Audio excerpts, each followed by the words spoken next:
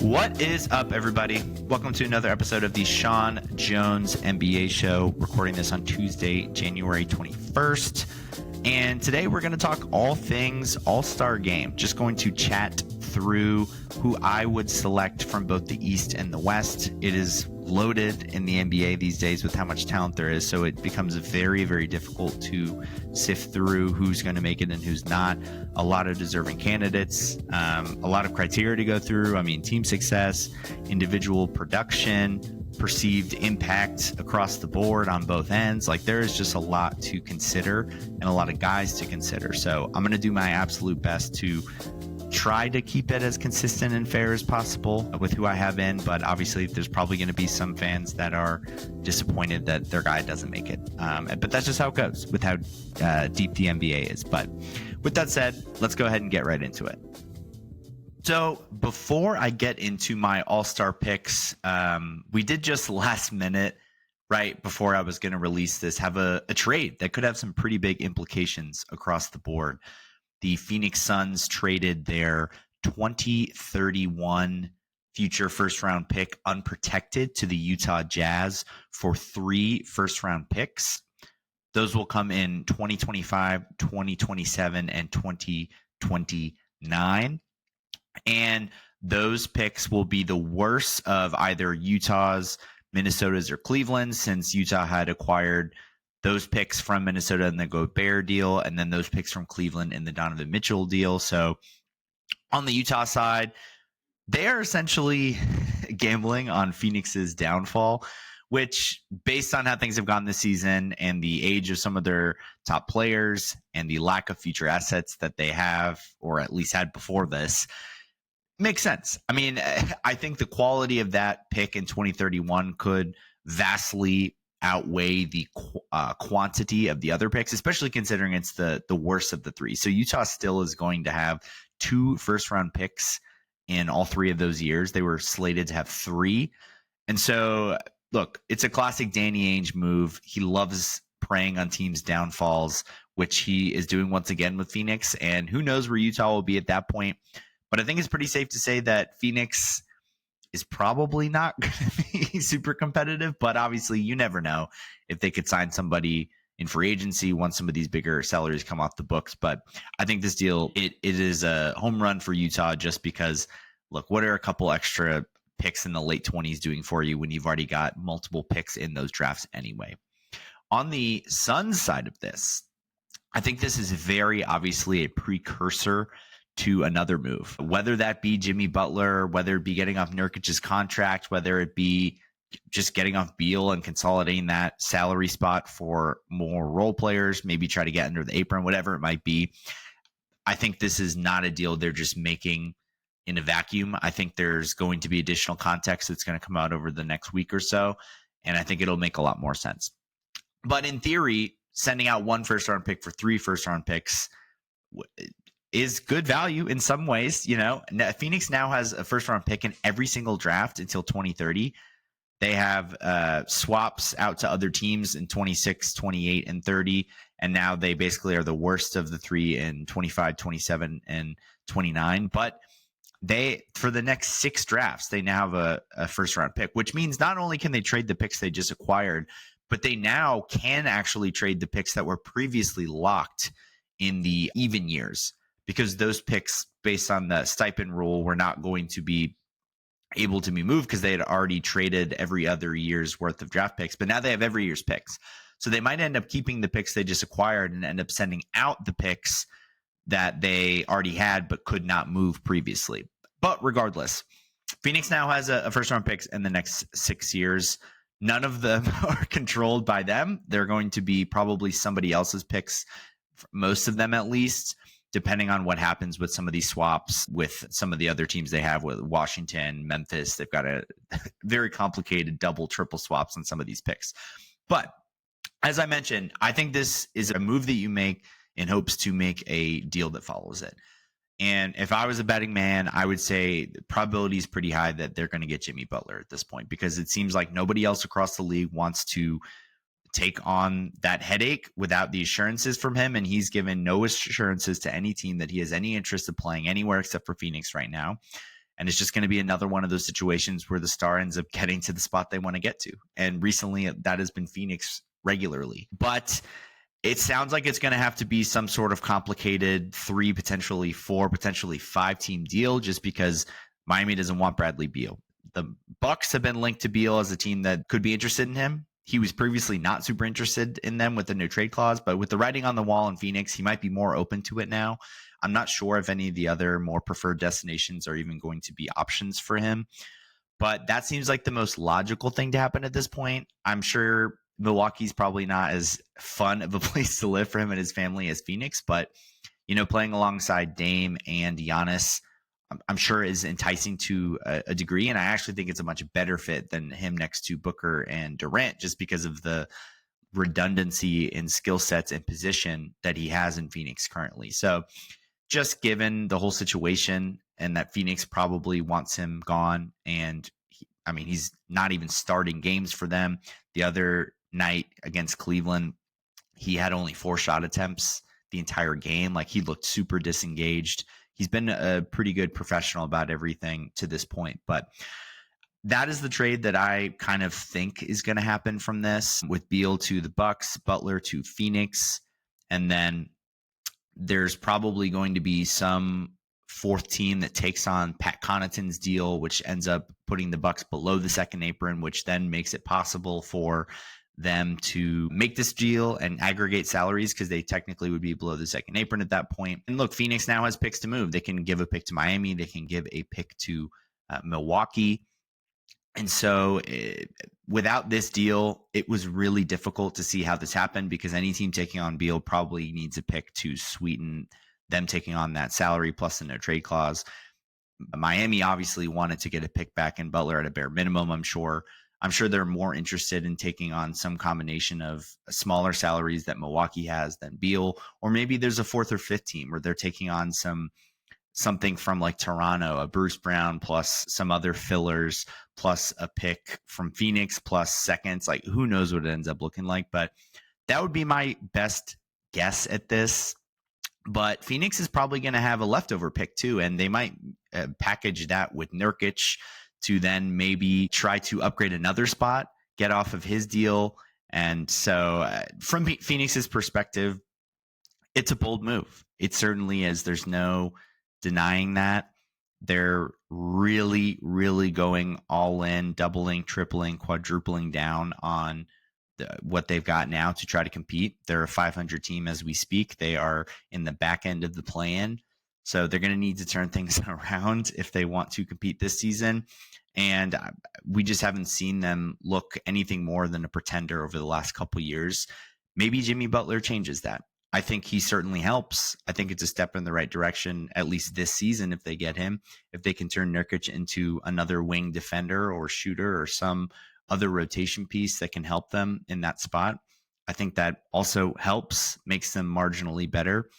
The Nick Richards acquisition has already looked like a clear upgrade from what they had previously at the center spot. And so who knows what their roster is going to end up looking like, but I think it'll be improved. But again, it's like a lot of people think Phoenix should go the other way and blow this up and maybe consider trading Kevin Durant. But at this point, not owning a single one of your future picks, I don't see that as super viable, because again, if you bottom out, where do you go from there? There's really no path, because you're just going to be dishing out these low lottery picks to other teams and not reaping the benefits of being a bad team. And so I hate to say, I'm normally in pro blowing things up when teams just clearly don't have it, but I kind of get why they're seeing this through, because they're in so deep and there's really no advantage to go the other way right now, at least not until it gets ugly and Durant wants out or Booker wants out or something like that. But hey, maybe they can turn this thing around and they're only even with their struggles, only a couple games back from being in the 6-7 seed range, which if they can get there, they might have a favorable matchup with a younger team like a Houston or Memphis, who clearly has been better than them this year. But I'm sure they personally would feel confident if they got there. So it's hard to speculate too much on what exactly this will end up looking like, but it is certainly an interesting move. And at the very least, that front office has gotten very creative in creating additional assets. They've gotten second round picks from doing double swaps. They've now turned a first round pick into 3 first round picks. Who's to say they won't continue to do stuff like this? When everyone says they have no assets, they keep kind of pulling them out of hats. Of course, they're not as favorable assets as the ones they previously had, but regardless. So we will see where they go from here. But I'm very interested over the next week to see if a Butler deal gets pulled off, if they're able to move off Nurkic, and exactly what they do with these picks. But I would personally be shocked if they went past the deadline with all 3 of these picks still belonging to them. So the All-Star starters are set to be announced this Thursday, January 23rd, with the reserves to be announced the following week, next Thursday on the 30th. And the way these starters are selected nowadays, it's I think, 3-way breakdown between the fan vote, the coaches vote, and the player vote. The player votes tend to not be super reliable. The fan votes can differ depending on, they get it mostly right, but occasionally you'll see some guys that like back in the day when Zaza Pachulia and Andrew Wiggins and those Warriors teams were vaulting up some maybe not so deserving players. But between the breakdown of the 3, it ends up being, for the most part, pretty good. So I'm going to start with my picks in the East. And the way I see it, there are 5 locks to make the All-Star team in the East. And those are the 5 players that I have as the starters. That would be Donovan Mitchell and Jalen Brunson at the 2 guard spots, and then Jason Tatum, Giannis Antetokounmpo, and Karl Anthony Towns at the front court spots. Starting off with Donovan Mitchell at that first guard spot, it's been a funny year for him because on one hand, he's posting the lowest points per game since his rookie season, and a lot of his stats are down across the board. His assists are down from where they were a year ago. Rebounds are down. Steals are down. But in the same vein, a lot of that is by design this season in the way that Kenny Atkinson has run this Cleveland team, because they have increased the workload and usage of guys like Evan Mobley and Darius Garland. And as a result, Mitchell's usage rate is the lowest it's been since his rookie season as well. And so, again, it's not like Mitchell's having a down year for him. He's just being deprioritized as this super high volume, high usage guy that he's been throughout most of his career, which we've seen him thrive in that role, but also we've seen the limitations of his game in that role. But I say all that to say that Mitchell is still by far and away the best player on Cleveland. This is a team that is 36-6, so it's a no-brainer to have him in the starting lineup. Despite the down year he's having, he's still averaging 23 a game, 4.5 assists, 4.5 rebounds. He's shooting a career high 40% from three-point range. His advanced stats are right in line with where they've been throughout his prime. And look, this is a guy that scored 70-plus points in a game before. We've seen him drop 50-plus multiple times in the postseason. And he looked very impressive in last year's postseason run for this team as well. So this is the guy for Cleveland. He's their 1A to whatever 1B you want to say between Garland and Mobley. But look, Cleveland, as I said, best record in the NBA right now. So they are going to have a starter, and Mitchell just is that guy, regardless if you're turned off a little bit by the down stats. Again, I personally view that as more of a positive for him and Cleveland. Next, we have Jalen Brunson at the other guard spot. A little similar to Mitchell in the sense that his scoring is down a bit from last season. He was just under 29 a game last year. He's a little bit above 26 a game this season. But again, by design, they have acquired a better number 2 option next to him in Towns. And so Brunson, it always made sense that his stats were going to go down a little bit, at least in the scoring column, but he is posting career high in assists. He's still shooting the lights out of the ball, 39% from 3, very efficient, 49% from the field. His advanced stats are still great. And look, ultimately, he is the engine that makes the Knicks go. I know Towns has been a spectacular addition for them and opened up so many new just ways to beat teams offensively. But Brunson is still their guy. He's the guy that's going to get the last shot. He's the guy that has been there, been through the the battle scars with the Knicks, and he's kind of the face of this team and this franchise right now. And so they're 28-16, 3 seed in the East. They've been very impressive since their somewhat mediocre start to the season. And again, they have been dominant offensively, and Brunson is the thing that makes this team go. And so to me, he's a no-brainer again, a lock to make the All-Star team and the second guard spot in the starting lineup, in my opinion. Next, we've got Jason Tatum, who has been the steady force on the Celtics once again this season, 27.5 points a game, a career high, almost 5.5 assists per game, a career high, over 9 rebounds a game this season. His shooting is kind of fallen back to earth after what everyone thought was the hot start with, Tatum fixes broken jump shot. He's right in line with his career averages. I mean, 36% from 3, 46% from the field. Those are both within a percentage point of where he's been throughout his career. But he has improved so much as a playmaker. He's still an extremely elite and versatile defensive player.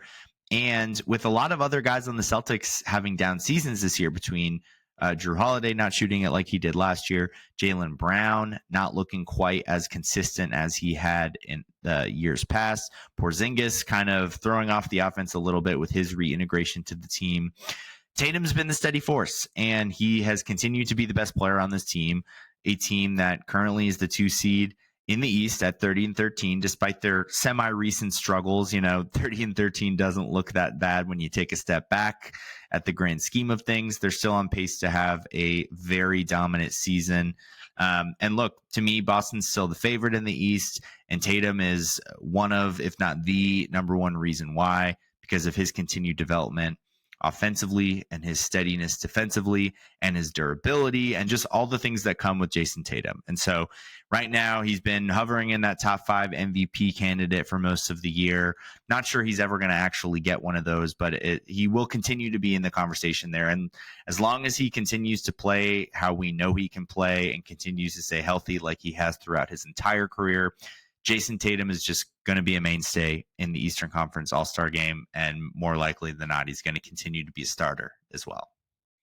Then we have Giannis at one of the other front court spots, and this guy just continues to be maybe the most dominant player in the league. Every time we kind of put him on the back burner for Jokic, who's been kind of the face of the league over the past few years, or Luka makes the finals last year, SGA seems to be running away with the MVP this season, people kind of forget about Giannis. He's the forgotten superstar in this league, but he's having, again, one of his most dominant seasons. He is averaging 31.5 points per game. That is a career high for him. 12 rebounds, 6 assists. He's shooting 60.5% from the field. Again, he's having the most dominant, efficient 30-point per game scoring season in NBA history. Nobody has shot above 60% from the field while averaging 30 plus, except for him, who did it last year. And so he just continues to lean into his strengths. He's taking less shots from outside. He's improved in the mid-range. And look, he is just does what he does on both ends. He's a dominant defensive player, and he's a guy that can beat you single-handedly. He still has only shot below 50% in a game one single time this entire season, and that was a 10 for 21 game. So just barely right there at 48%. And so I think we need to appreciate what Giannis is doing a little bit more. He's obviously a no-brainer all-star starter, and has very high chance of being the captain for the Eastern Conference like he has been over the past few years since LeBron moved out to the West. So Giannis is just going to be there. The Bucks have bounced back to be a top 4 seed in the East since their slow start. They've been playing a lot better, won 4 games in a row, 7 games above 500, their high point on the season. And so, yeah, I mean, I don't think anyone's arguing with Giannis here.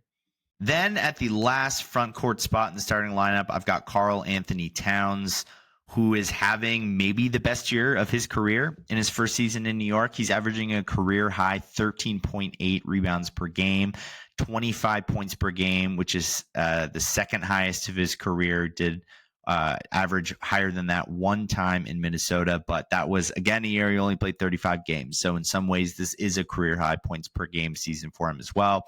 Shooting career best 54% from the field, career best 44% from deep. He's just as efficient as it gets as a 7-footer in the league.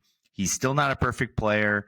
He has his defensive shortcomings. The Knicks have struggled a little bit there at times, large parts due, in fact, to Towns and his shortcomings, as I called out. But what he's done to transform this team offensively into one of the scariest units in the entire league, if not the scariest unit, pretty much single-handedly with the pick and pop game between him and Brunson, and just opened a whole other layer of how good a team New York can be with his addition to the Knicks this season. So he's been spectacular.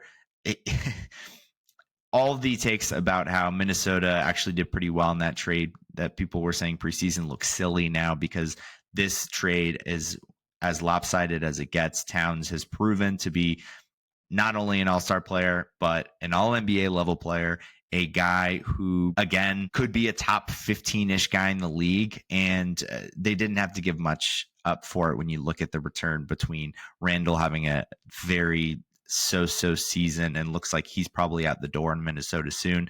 DiVincenzo's been inconsistent, now injured, and then a first-round pick that at best is going to be mid-first round. So I said this at the time, but huge win for the Knicks. Towns absolutely deserves to be a starter, and just look at where the Knicks are with him and Brunson, and those are the two guys that have led them to where they are to this point. And now the reserves are where it gets interesting because, like I said, I think those are the 5 locks. I think all 5 of those guys, no brainer, will be in. Those will likely be the starters in the East. But the rest of the roster gets really interesting because it's stacked at guard this year. I think the forward spot in the East has been kind of weaker over the last few seasons, really since LeBron moved out west. And after the Tatum and Giannis's of the world, it's kind of just like a lot more secondary type all-star players. But I see it playing out where the 2 wildcard spots are likely occupied by a guard. So that means that there's 4 guard spots remaining, and there's really 6 guys that I see as being in the discussion there. And that would be LaMelo Ball, Damian Lillard, Cade Cunningham, Darius Garland, Tyler Hero, and Trae Young. And it gets really difficult to pick between these guys because they're all deserving, in my opinion, but they all have really different cases because you look at a guy like LaMelo Ball averaging 29 points per game, 8 assists, 5 rebounds. On the surface, he doesn't seem overly efficient, 42% from the field, 34% from 3, but he's such a high volume 3-point shooter that his efficiency, when you look at it from more of like a true shooting percentage, he ends up coming off as a more efficient player than you might think just because of the types of shots that he's getting, really just at the rim and from behind the arc, which, as we know in today's modern NBA, those are the 2 most efficient shots you can take.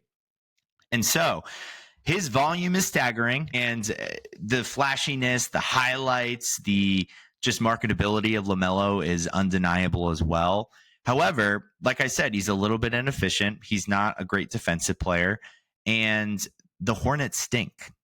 They're 11-28 right now. But just to comment on that a little bit, they are 1-10 in games that he hasn't played. So they're 10-18 when he does play. Still not great. Still about 30 win pace, but a little bit better than the 23 win pace they've had overall.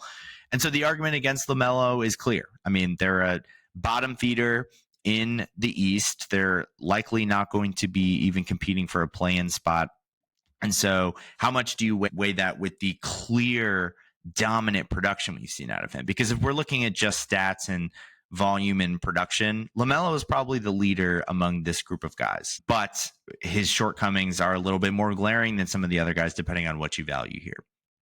Then you go to a guy like Trae Young, who averaging 11.7 assists. He's leading the NBA there. He has made a pretty conscious effort to shoot the ball a little bit less, get his teammates a little bit more involved, be more of a facilitator. Not that he hasn't been one. I mean, the guy has literally averaged 10 plus assists multiple times throughout his career, but he's been more towards the 28, 29, 30 points per game range, whereas this year he's more in the 23 per game. So he's made a concerted effort to change his game a little bit, but it doesn't help that he just has not shot the ball well this year. I mean, he's only 40% from the field on the season, 35% from three.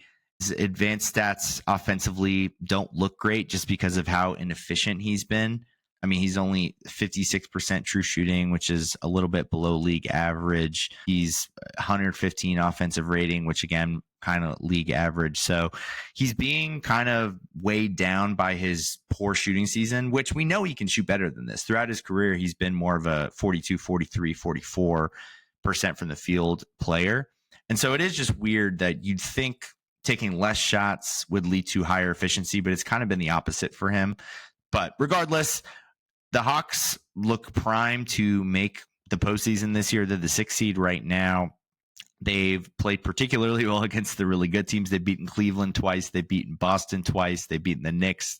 They've played really well against the top teams to this point. And so they look like a legitimate playoff team, in my opinion. But again, it really depends what you care about. He's got, at least in some capacity, the playoff and team success on his side. He's been the best distributor and playmaker in the league this season, but he's been as inefficient as it gets. And so weighing that gets difficult. Then looking at a guy like Dame Lillard, who really just doing what he does, 25 a game this year, 7 assists.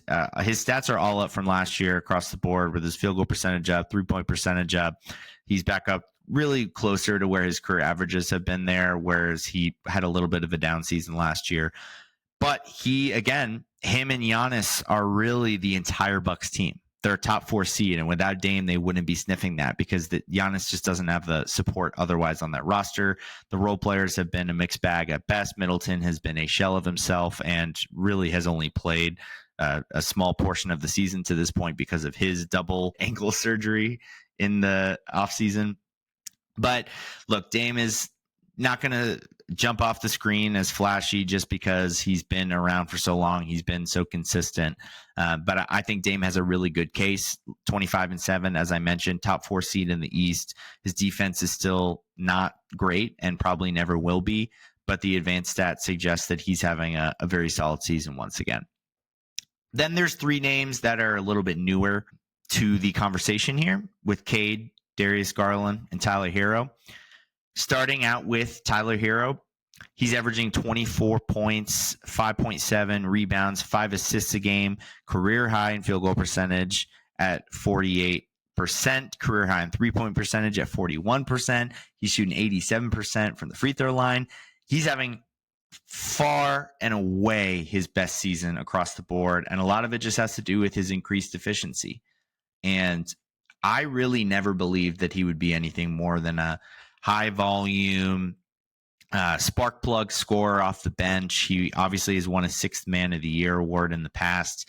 And I felt like that kind of was his destiny. I mean, it felt like he was what he was. I know he's only about 25 now, but he just hadn't shown any progress as a player over the past few seasons. He kind of stagnated. But he's taking a big leap this year, and there's really no way around it. I mean, just to put in perspective how efficient he's been, he has a higher true shooting percentage this season than Giannis, which I know Giannis is really only shooting shots at the basket, but that is still absurd to think about. That's just how dominant he's been as a scorer this season at really all 3 levels and shooting the ball. And so he's also come along quite nicely as a passer and playmaker, showing much more progress there than we've seen in the past. Had typically been more of a heads down kind of tunnel vision type player. So he's been everything for the Heat. I mean, Butler obviously has been in and out of the lineup with all that drama going on. Bam is having just a disgusting year this year compared to his standard. Offensively, he's been a total shell of himself. I don't really know what's happening to him for a guy at his age and what should be some of his prime years, just falling off a cliff offensively. And so Miami's really had no reliable offensive guys except for Hero. And Miami, they have been a pretty mediocre team overall, but they are currently at the 8th seed, 1 game above 500. They would not be there without Hero. He has been the single reason that they've stayed afloat without him. If he had just played how he has in the past, this team is probably struggling to even make the play-in based on the other contributions they've gotten this season. But Hero really has been that good this year, so I think he's absolutely worthy of consideration for the All-Star team. Then we move to Cade Cunningham. 24 and a half a game, 6.5 rebounds, little over 9 assists. He's increased his efficiency across the board, up to 45% from the field this year. That's a career high. 37% from three. That's a career high on the highest volume of his career. And he's just been better and more efficient and more consistent than he's been in the past. I mean, last year he had 23, 8, and 4 averages. So he's bumped all of those up a bit from last year. But I mean, his shot was inconsistent. He was very turnover prone, just not an efficient offensive player across the board. Of course, he's still turnover heavy just because of how high usage he is. But last year, this was a 15, 16 win team. And this year, they are currently the 9 seed, 1 game above 500. So you can see his progression leading to more wins and more impact on team success. And so that's the biggest thing here for Cade. He's always been kind of a stat stuffer player, but the wins just hadn't caught up to him. And this year they have. And so with that said, I mean, he's obviously going to be very much in the conversation for this. I will say the advanced stats still don't totally love him. Among this group of players, he's got the lowest win share per 48, the lowest box plus minus, the lowest offensive rating, the just across the board, he has not been super efficient, lowest true shooting percentage. And so there are arguments against Cade for this. Obviously, he still has a negative net rating. He has not been a consistent defensive player either.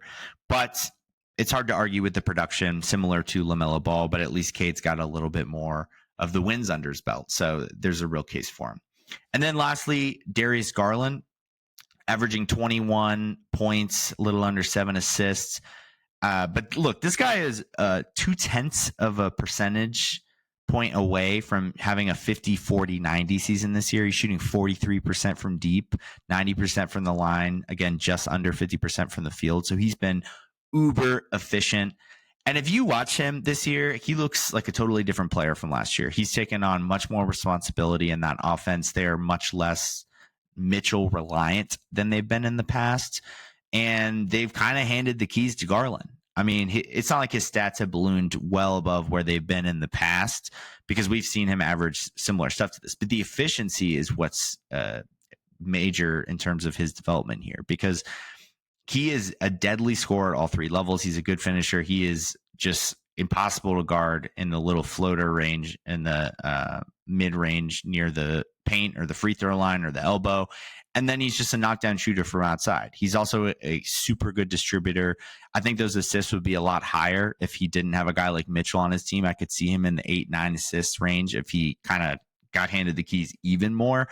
But look, the reason for Cleveland's success this year at 36-6, it's not because of, I mean, it's obviously partially because of Donovan Mitchell, but the reason they've taken the leap is not because of Mitchell. It's because guys like Garland have stepped up in such a huge way to become much more consistent, much more efficient. And they just have multiple elite level threats offensively now that they just haven't had in the past. And so very compelling arguments for Garland, especially when you look at the team success part of this as well. And so, like I said, 6 guys, you got to cut 2 of them. And so it gets really difficult to decide who you're going to not include here.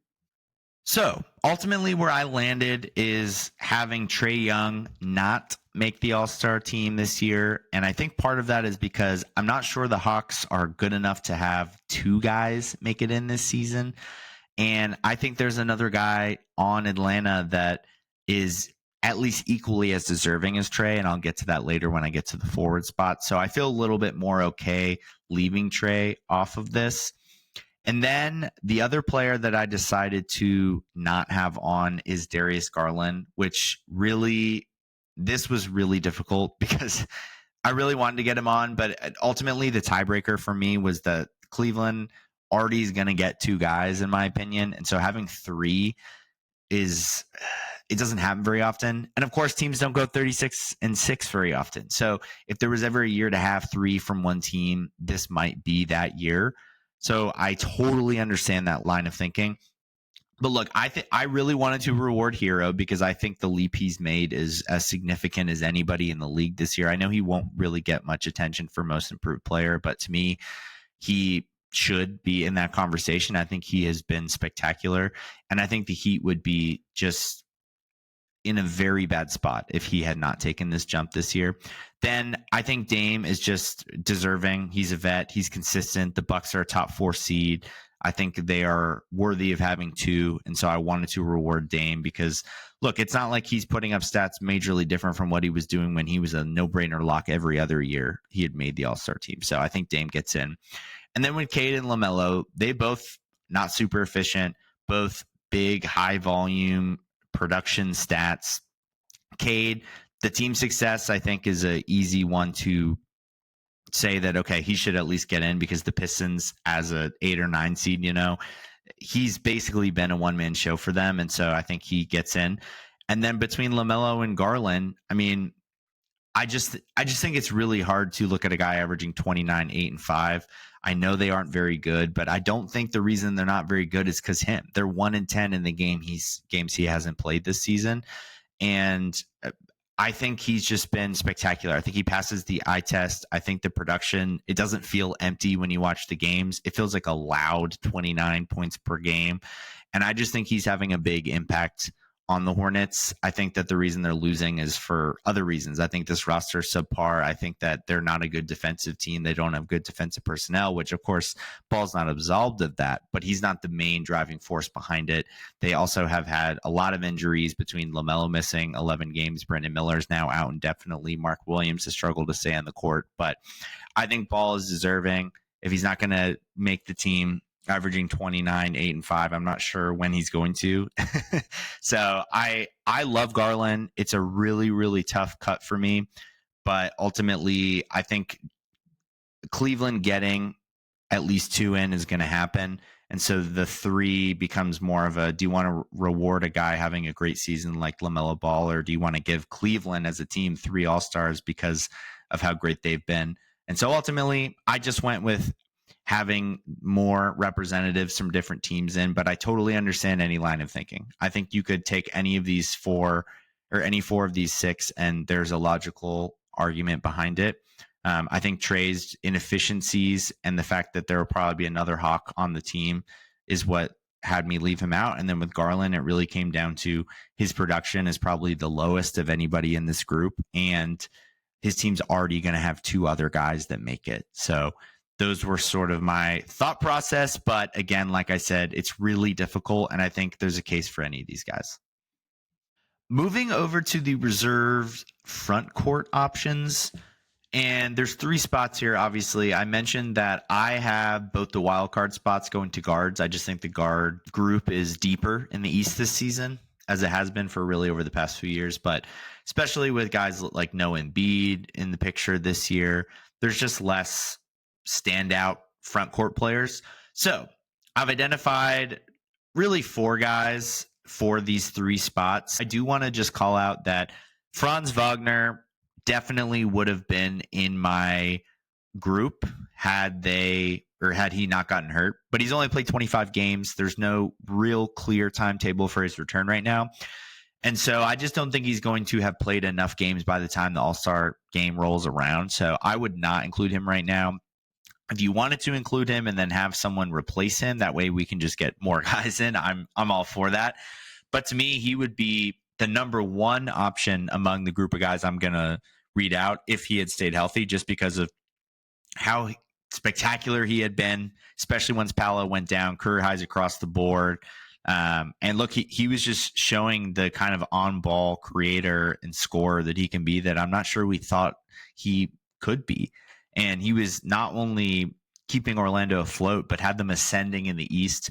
They have since started to struggle quite a bit in the East. They're down to the 7th seed, only 2 games above 500, 3-7 in their last 10 games. But that's because Paolo was out, Franz was out, Jalen Suggs is now out, Goga Patadze has been out, Mo Wagner's out. Like, they're just decimated by injuries. But yeah, just wanted to call out that I think Franz Wagner, very deserving, and I would have had him in this group had he played enough games, but I don't think that right now he has played enough. So For those 3 spots, the 4 guys I'm really considering here are Evan Mobley, Pascal Siakam, Jaylen Brown, and Jalen Johnson.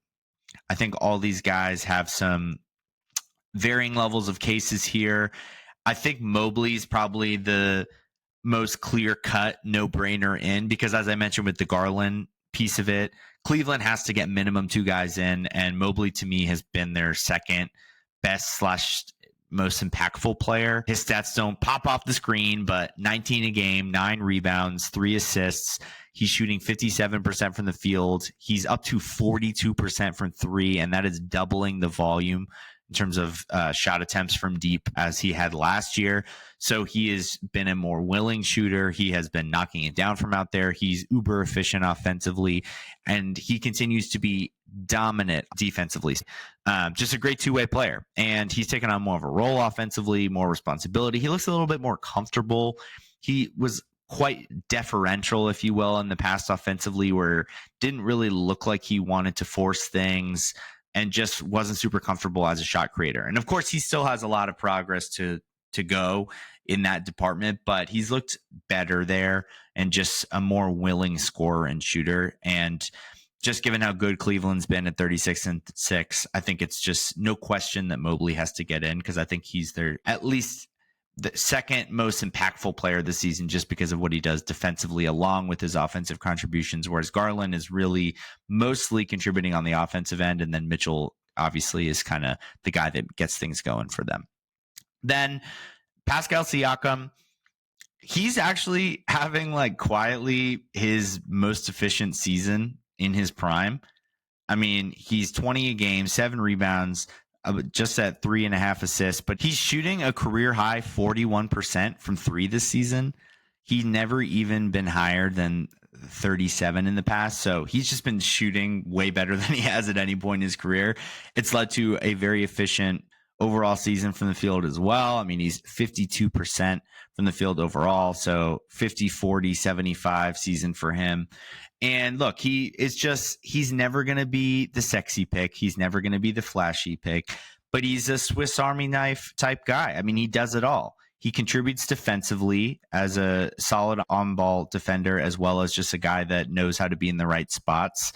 He is a plus playmaker and passer for his position. He can be a shot creator. He lives in the mid-range, can get you a bucket from there whenever he wants. He can get to the basket. He's showing he can score from outside.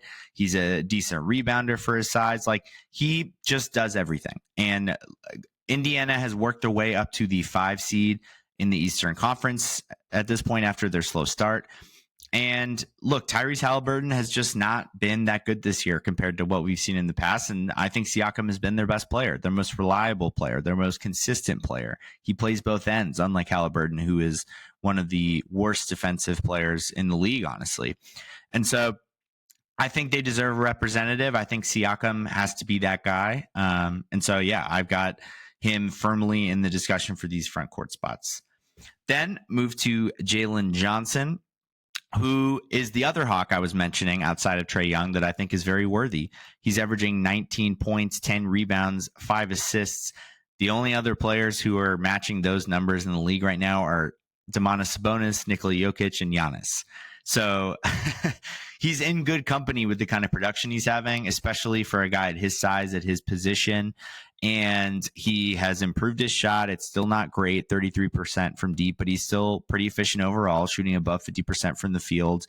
He is a menace in transition. He's an athletic freak. Like, the guy is just impactful across the board. And he has fully put himself in the all-star discussion. And I think that without him, I know Trey's going to get his and do his thing for that team, but his emergence is what has allowed Atlanta to be a little bit more consistent this season and able to knock off some of the other top opponents in the Eastern Conference like they have this year. Then we've got Jaylen Brown, who is the second fiddle for the Celtics. Again, a team that is 30-13 currently. He's averaging 23 a game, 6 rebounds, close to 5 assists, he's certainly come a long way in that department. So he's got the pedigree. He's been there before, obviously finals MVP, made multiple All-Stars in the past. He's still a huge part of what one of the best teams in the league wants to do this year. But ultimately, I actually have Jaylen Brown as the one who doesn't make the cut this year. And reason being, he really is just having a down year across the board. I mean, he's only 45% from the field, 32% from three. And if you just look at where he's been in the past, I mean, he was 50% from the field last year, 49 the year before that, 47, 48, 48. Like his shot selection has been still kind of iffy, and then his field goal percentage is just down across the board. He's shooting the lowest 3-point percentage of his entire career at 32%. His advanced stats don't bear out super well either this season. I mean, his offensive and defensive rating are even, so he's a 0 net rating this season. He's shooting only 54.5% true shooting on the year, which is well below league average. His box plus minus is negative on the season. He's got some of the lowest win share totals he's had since like really he broke out into his prime years as a starter. So his advanced stats say he's having a well down season. His efficiency is well down from where it's been over the years. And I think part of the reason Boston has struggled a little bit recently is because of him. I just don't think he's been as consistent offensively. And of course, he's still a great player, but I'm not a huge fan of rewarding guys getting in just because they've gotten in before. You know, it's like Mobley and Johnson are having breakout years, the best years of their career. So I think they deserve to ascend into this class. I think Siakam is having a particularly good year for him, just given how efficient he's been and really the best player on his team for a team that's firmly in the playoff discussion. And Brown, look, I'm not trying to undermine or discount the things that he does for the Celtics besides just score, because he is still a spectacular defender. I just think he has raised the bar for what a good Jaylen Brown season looks like, and I don't think he's met that this year. I just think eye test wise, the stats, he's just having a down year. And so I'd like to reward some of the younger guys that maybe haven't been there before who are having particularly good seasons. So with that said, I would have Brown out. As I mentioned, Franz Wagner would likely have, or definitely have had in if he had played enough games. So just going down the roster, I've got Donovan Mitchell and Jalen Brunson starting at the guard position, Tatum, Giannis, and Towns starting at the front court position. For my reserves, I've got Tyler Hero and Damian Lillard at the guard spots, with Jalen Johnson, Pascal Siakam, and Evan Mobley at the front court spots. And then for my two wild cards, I've got Cade Cunningham and LaMelo Ball. So as mentioned, Franz doesn't make it because of injuries. And then Darius Garland, Trae Young, Jaylen Brown, probably my three toughest cuts. But obviously there's other guys that could have been considered, such as Zach LaVine, maybe a Tyrese Maxey, but the Sixers just haven't been good enough. The Bulls have been kind of mid, and I'm not even sure that LaVine is the best player on the Bulls this season, because a guy like Vucevic is actually having a really good year too. But that's what I got in the East for my All-Star picks this season. But again, all the three guys I had cut, I think there's a real case for any of them to get in. It's really just a personal preference between what you value and who you think's having the better year. Moving out to the West, there are 6 players that I see as, I'll say, locks to get in. And that is Shai Gilgeous-Alexander, Anthony Edwards, Steph Curry, Kevin Durant, Victor Wembanyama, and Nikola Jokic. So obviously 3 guards, 3 front court players. The 3 front court players I've got there will all start. And then for the starters, I have Shai and Ant actually getting the nod over Steph. But just going through each of these guys. Shai is the MVP of the league right now. He's leading the NBA in scoring at 31.5 a game, 6 assists, 5 rebounds. He's got the Thunder at 35-7, and that is without Chet Holmgren for all but maybe 10 games this season. Isaiah Hartenstein's been in and out of the lineup. They've been forced to play different styles, some small ball, some with their bigs, and it doesn't matter. They continue to take it in stride and be dominant, and Shai is the driving force behind all of that. They are dominant defensively because Shai has been spectacular on that end of the court. The reason that they're even able to be probably even a competent offensive team is because of how good and efficient Gilgeous-Alexander has been this year. 53% from the field, 35% from 3, 90% from the line, gets to the line about as well as any guard in the league. over 2 steals a game, over a block a game. He leads the NBA in defensive win shares, in win shares across the board, and defensive bucks plus minus. He is having a top 5 true shooting percentage season for a higher volume guard in NBA history among guards to shoot 16 shots from the field or higher in a season. Only 2 Steph Curry seasons in 2016 and 2021, and then the 2023 Damian Lillard season have had higher true shooting percentages than Shea as a guard.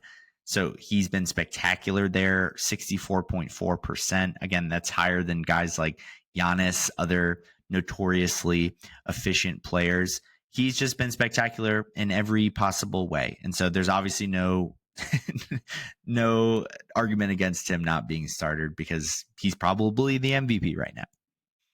Then at the other guard spot, I've got Anthony Edwards, and he's had an interesting year. The Timberwolves have obviously been disappointing. I mean, they are currently 22-21. They're the 9 seed in the West. But again, it's one of those like Ant is the only reason that they're not totally tanking this season because they don't have any other offensive weapons whatsoever. Conley has completely fallen off a cliff to the point where he's arguably not even a rotation piece anymore.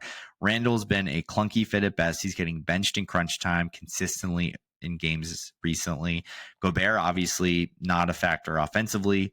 The loss of Towns has been massive. Jaden McDaniels is having a down year. Dante DiVincenzo has been inconsistent at best. They haven't gotten much out of Rob Dillingham in his rookie season. So Ants had to do it all. And so he's averaging career high in points at 26 a game, 4 assists, right under 6 rebounds. And his field goal percentage is down a little bit, but that's because his shot profile has changed. He's shooting just under 10 3-point attempts per game this season, way up from where it was last year where he was only at 6.7 attempts, but he's shooting 43% from deep. So he's been super efficient in doing so. Overall, his true shooting percentage is actually a career high, despite his field goal percentage being the lowest it's been since his second season in the league. And so he still is a menace defensively. He still, again, is really the only reason that the Wolves are not a total shit show right now. And so I value what Ant's doing a little bit more than Steph, just because, like I said, Steph's stats are actually a little down this year, whereas Ant is continuing to ascend. So I did have him in that starter spot over Steph. And then Steph, obviously, I have as then the next reserve. I'll get to him when I talk through those pieces there. But next at the front court spot, I have Kevin Durant. And I know that the Suns have been quite a mess this season, but Durant continues to just be as consistent as humanly possible. Again, 27 points per game. It's actually funny, 27.3 points per game this season, which is the exact average he has for his career. So right on par with what he's done. 52% from the field, 38% from 3, 83% from the line, 4 assists, 6 rebounds. His advanced stats have started to, I won't say they're still solid, but they're a little lower than where they've been throughout his prime seasons, obviously. But again, still 62.6% true shooting, which is ridiculous for a guy his age and a guy who takes as many jump shots as he does. He still is probably Phoenix's best and most impactful defender, which is kind of tells you all you need to know about the Suns' defense this season. But Durant's been spectacular, and I think he's certainly deserving of being a starter in the West this season. Then we get to Wemby, who is averaging 24, 11, and 4. He's upped his percentages across the board, 47% from the field, 35% from 3, leading the NBA in blocks for the second season in a row at 4 per game. Just been ridiculous there. And he got up to a little bit of a slow start this year, and I think a lot of that had to do with the shot selection. I think he was taking too many jump shots and too many threes and settling a little too much. But I think he's gotten a little bit past that as the season has gone on and been a little bit more aggressive inside the paint. He still is taking 9 3-point attempts per game, which I'd like to see him maybe take a little bit less or just shoot it at a little bit higher clip, one or the other. But regardless, I mean, the Spurs have been much better than most probably expected. I know they're still the 12 seed, but they're 19-22. They've hovered around 500 all year long. They've been in the play-in discussion. And that's despite having a pretty awful supporting casts around him. I mean, Devin Vassell has been banged up throughout the year. Chris Paul's been solid, but the dude is 39 years old. Harrison Barnes is what he is at this point as an average role player at best. Keldon Johnson has kind of regressed over the last few years. Like, they just don't have a lot of pieces around him, but despite all that, they've continued to be more than competitive, and he has just been a stat stuffing monster, and especially for what he does in the defensive end, where he's probably the leader for defensive player of the year. So with that said, I think Wemby is deserving of a starting spot in the West. And then I don't have to tell you about Jokic. I mean, he speaks for itself. 30 points, 13 rebounds, 10 assists, 56% from the field, 47% from three. He's shot it much better there than he has in recent years, and his volume is the highest it's ever been from there as well. I mean, he's the best player in the world, having, again, one of his best seasons ever, highest scoring volume season, one of his best rebounding years, his best shooting season from deep. Like, there's not much to say. Best playmaker in the league, best passer in the league. He doesn't really have any weakness offensively, at least. And so he's just going to continue to be a mainstay as a starter in the Western Conference All-Star game. So with the reserves, as I mentioned, I definitely have Steph here. And look, I'm not trying to take away what Steph has done this year, but his stats they're a little down across the board. I mean, he's only 23 points a game, which is the lowest he's had since 2013. He has the lowest 2-point percentage of his career since 2014. He did have another down shooting year in 2022. But other than that, this is the lowest field goal percentage he's had for his entire career. His advanced stats in the last couple of years have started to slip a little bit. So look, Steph is still great, but the Warriors obviously have not been great as a team. They're out of the plan right now, sitting at exactly 500, 21-21. And if Steph isn't going to put up big 26, 27, 28 points per game, then it becomes a little less justifiable to overlook the lack of team success, because he's not having high production like he typically does, and the team isn't performing at the same level. But he's still spectacular. He's still in the top 10 player range, and I still think he's a lock to make it. I mean, he's definitely going to make it just because he's Steph Curry. But in terms of deserving, if he's truly deserving, or if we're just looking at the name on the back of the jersey, I think he still gets in, and I still think I would definitely have him in. I do have him as a lock, but I just want to call out that I think part of the Warriors' struggles this season is because Steph hasn't quite been as dominant as we've seen in the past. But then just looking at the other spots here. So I think that the West has more deserving front court players this season than guards. So I've got the 2 wildcard spots as front court players this year. So with that said, it means that there is not a lot of spots for guards. There's 1 spot available for guards for what I think is 5 deserving players. And I think Luka, I don't have as a part of this, just because he's only played 22 games to this point, and he's not coming back at least anytime soon that we know of. So I just don't think he's going to have played enough games. I think obviously if Luka is healthy, he's a starter in place of Ant, and then Ant gets moved to the reserve, and it's just a lineup lock. You don't even think twice about it. But obviously, I mean, I just think he's not going to have played enough games, it is what it is. It happens to players every once in a while. They have a year where they just didn't play enough. But so taking Luka out of the equation, I think that there are 5 players for really 1 spot. And it's going to be really tough to pick through these. You've got Kyrie Irving, James Harden, De'Aaron Fox, John Morant, and Devin Booker. Starting with Booker, he's having a weird year. His efficiency is just down across the board. I mean, he's been a guy that's been pretty consistently in the 48, 49% from the field range. This year, he's down to 44. His 3-point shooting is at 34.5%. His volume scoring is down a bit, 25.5. He's been in the 26, 27 range for really most of his prime. He's having a good year as a facilitator and assist guy, just under 7 assists. He's really only at 2 turnovers a game. So he's been really good as a pass-first playmaker guy this season. But his scoring and shooting stands out as a little bit of a down year for him. And look, I mean, the margin for error for making the All-Star team in the West is really low. And so it gets really difficult to say, okay, look, you've already got another player from your team in the game. You're a 500 team at the 10 seed right now, and you're having a down year. I just don't really see how Booker makes it, even though in a vacuum he's still having a good year, 26-7 on at least pretty good efficiency overall when you look at it more holistically instead of just looking at the standard percentages, because his advanced stats among this group are actually some of the better among the group. But then moving to Kyrie, I really don't think Kyrie would probably even be in the discussion if not for the fact that you might want to get a Maverick in there, and I don't think Luka's going to make it. But I don't know. Kyrie's having a classic Kyrie year, 24.5 rebounds, just under 5 assists, 40% from the field, 43% from three, almost 90% from the free throw line. Good advanced stats across the board. Like, Kyrie's just doing his thing. He's solid. But again, I don't know if he has quite the impact that some of these other guys have. I mean, they're 23-20. They've really struggled without Luka, even in the games that Kyrie has played.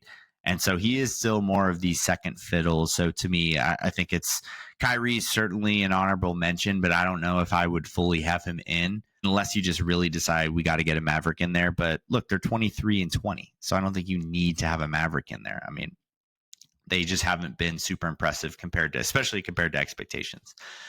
Then James Harden, who I don't know if he'll get a ton of love. I mean, he's shooting 39% from the field this year, 34% from three.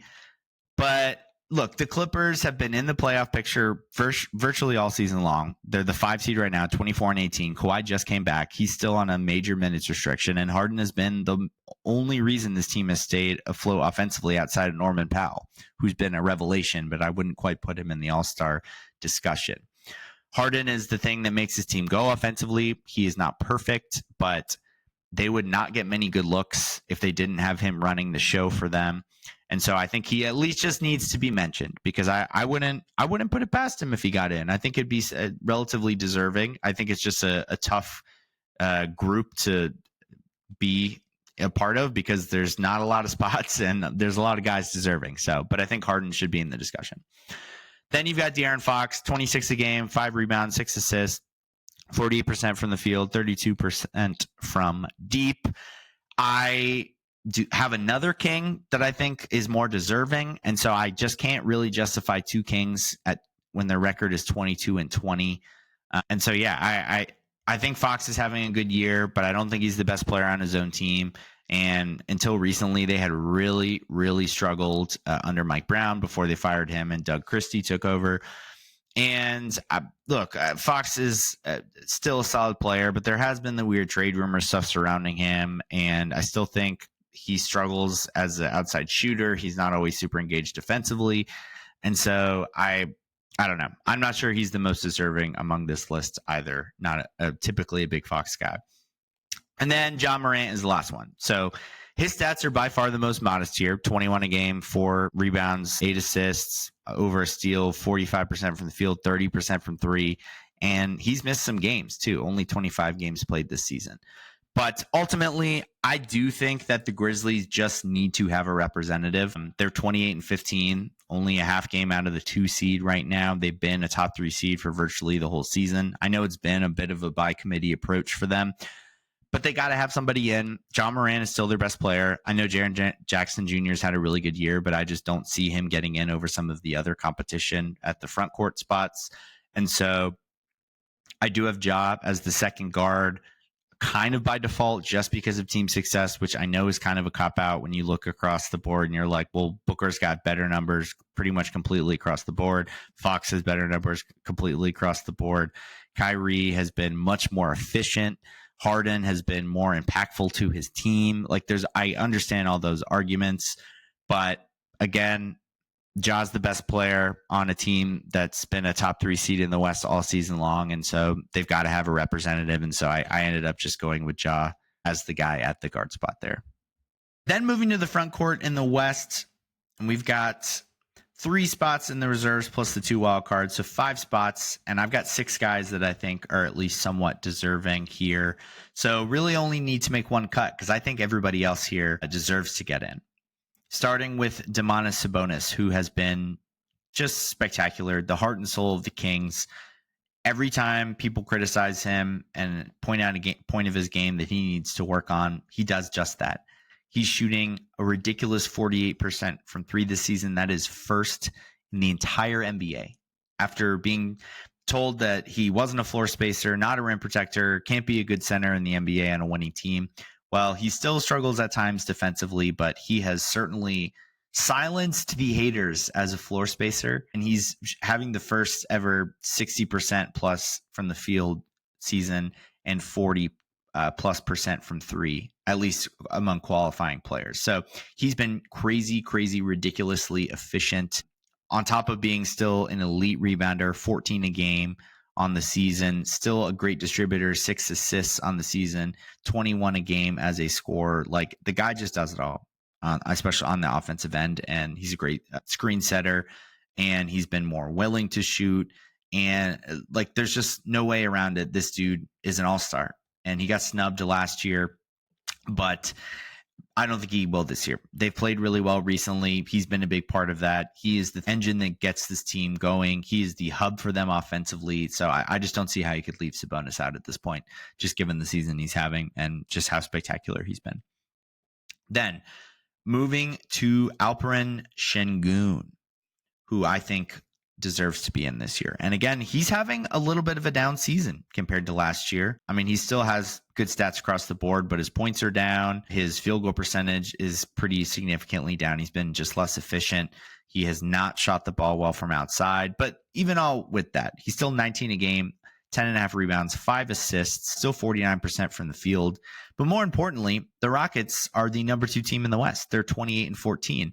And regardless of what you think about Şengün, or if you're a Jalen Green guy, Şengün's he's the best player on the Rockets. He just is. I mean, he's their most consistent offensive player. He's their best rebounder. He's their best facilitator and playmaker. And say what you want about his rim protection or his defense, but they are a top tier defensive team in the Western Conference and in the NBA as a whole.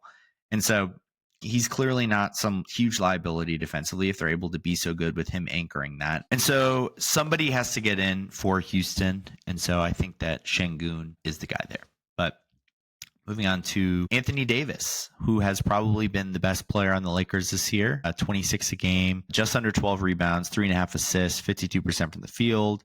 They wanted him shooting more threes. He's only shooting 32% from there. So not like that has actually been a huge change from previous years, but he's been a little bit more consistent offensively. He's still dominant defensively. He stayed relatively healthy this year, and so he's just going to be a highly productive two-way player as long as he stays on the court, and he's done just that. And the Lakers have been up and down, a little inconsistent, but they are the 6th seed right now at 22-18. So I think they've been good enough to warrant 2 All-Stars, just because the next person here, LeBron, I think he's just going to get in because he's LeBron.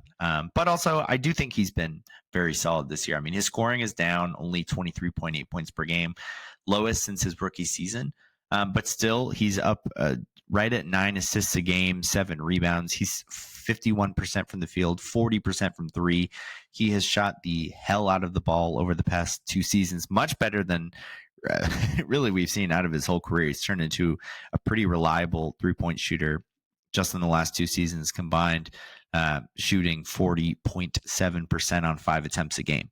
So he still is wildly inconsistent defensively, doesn't give full effort there really very often at all. And he's got some weird plus minus stats where they're actually like much worse when he's on the court. But regardless, he's going to get in. He's LeBron James. He's still playing at an all-star caliber level. Not positive he'll make All-NBA this season, for example, but if we're just talking all-star, I think he probably ends up getting in alongside Anthony Davis, and the Lakers will probably have 2. But then the last 2 guys we've got here, Jalen Williams and Jaren Jackson Jr., both of them high contributors on some of the top teams in the Western Conference. Jalen Williams, 20.6 points per game, 5.7 rebounds, over 5 assists, which is a nice development for him. Still a really, really good defensive player, 1.8 steals a game. He's not quite been as efficient from the field this season as he was in previous years. shooting well above 50% both the past 2 years, down to 48 this year. And his three-point shooting has slipped a little as well, 34% from the field compared to 43% last season. But his volume's up. And look, the Thunder, they are 35-7, so they're going to get two guys. He's the obvious second guy. It might have been Chet genuinely if he had stayed healthy, but with him having only played about 10 games, Jalen Williams just is probably that guy that's going to get in for the Thunder just because of how good they've been. When you have that good of a record, you're going to get two guys. And then Jaren Jackson Jr., he's the one guy that I'm probably cutting here. I already mentioned I had Ja, and I don't think Memphis warrants two guys just because of the way that they're doing it. It is a very by committee approach. They've got big contributions from a number of players on the roster. And so I don't think Ja's the driving force for why they've been super good. I don't think Jackson is either. Again, he's having a good year, but still only 34% from three, only 49% from the field, only 6 rebounds a game. Still highly impactful defensively. Still hasn't quite reached that peak that he had a couple years ago when he won Defensive Player of the Year.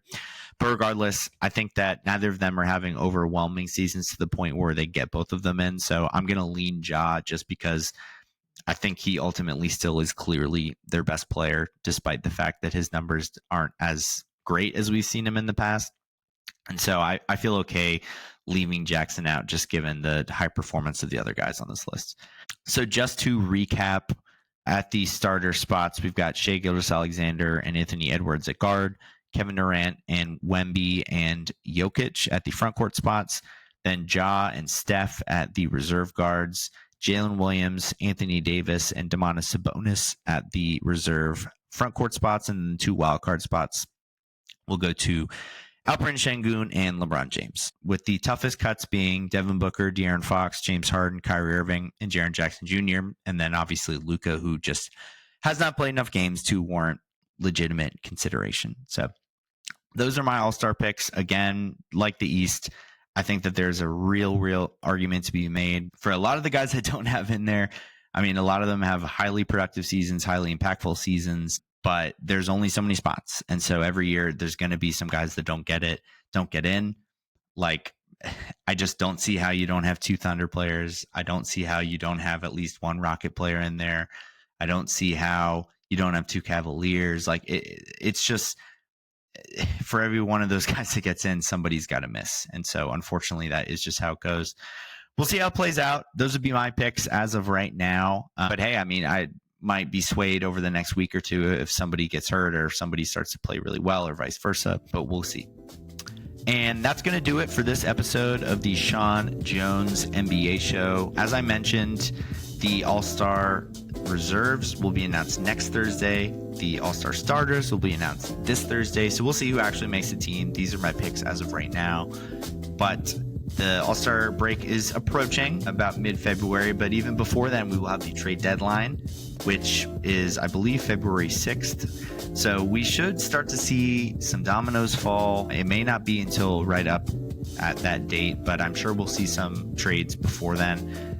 Will be very interesting to see how the Jimmy Butler thing plays out. I know we've kind of beat that to death at this point, but I will have all the coverage for any deals that go down over the next few weeks and talk all things trade deadline as things transpire. But with that said, thank you so much for listening, and I will chat with you soon.